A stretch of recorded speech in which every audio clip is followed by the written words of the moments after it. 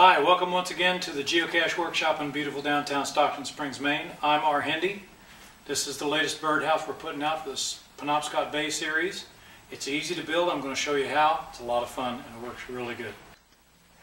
Closer examination of this birdhouse reveals a pattern of numbers on the left-hand side, and on the right-hand side a pattern of letters. I've randomized them, you don't have to.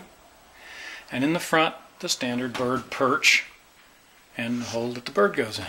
And it is a hole, except when you look inside there, what's that? It's actually a bolt. So if we pull off the perch and we look on the end of the perch, there's the nut that's going to fit into that bolt. So if you screw it on there,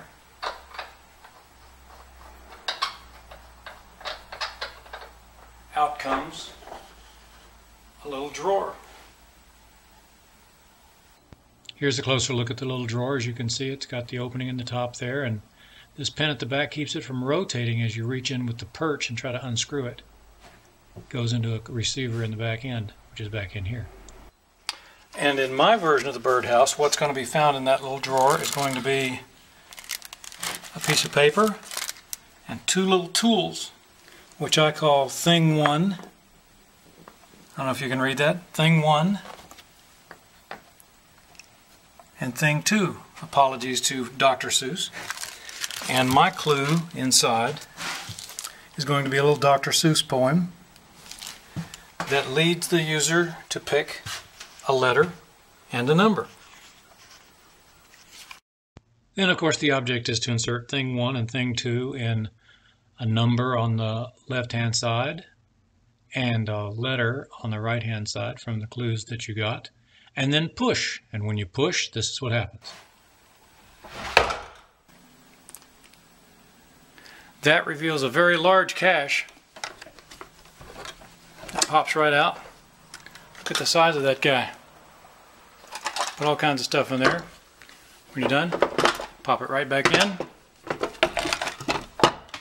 and shut the door. And that, my friend, is a Two-Catch Birdhouse.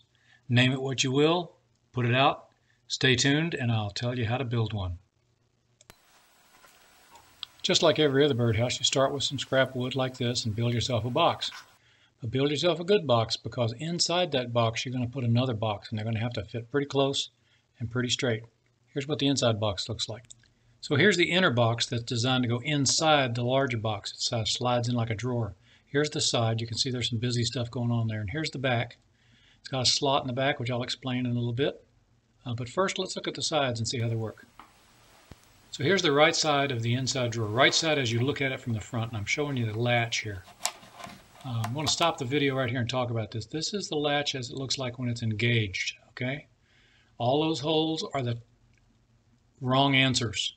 The one that's right about almost at the bottom where that latch would be pushed in is the right answer. And if you push that latch in towards the middle, it unlatches the latch and it comes right back out again like that.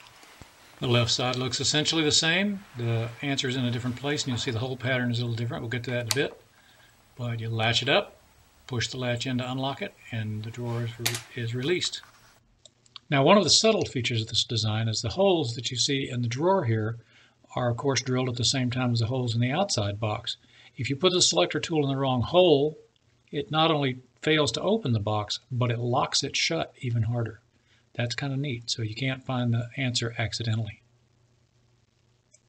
So here's a picture of the inside of the box showing the catches, one on each side, carefully lined up with the holes and the bars inside to catch the drawer, and the PVC tube on the inside, which of course is where Thing 1 and Thing 2 live when they're not in use. And there's a magnet at the back of that to hold the drawer in place until the user pulls it out. You can stop the video right here and study this, and when you're done, start me back up again.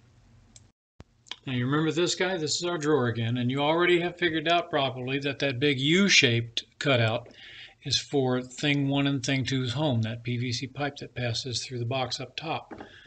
But the slot below that is for a nut that's going to be the bigger of the two mounting nuts, and it provides a stop for the drawer to drop down until it reaches the end of this slot. Look over here. Looking inside the box again, you can see down at the bottom of the picture this hole where one of the two mounting screws goes. This mounting screw has a bit larger of a head and it sticks out so that it rides up and down in that vertical slot, and when the slot reaches its lower limit dropping down, the interference stops it, and that's the lower extent of the extension of the drawer. So that is a Two-Catch Birdhouse. I hope you have fun building it and putting it out for everybody else to have fun with too. This is Rhendy saying see you next time and happy geocaching.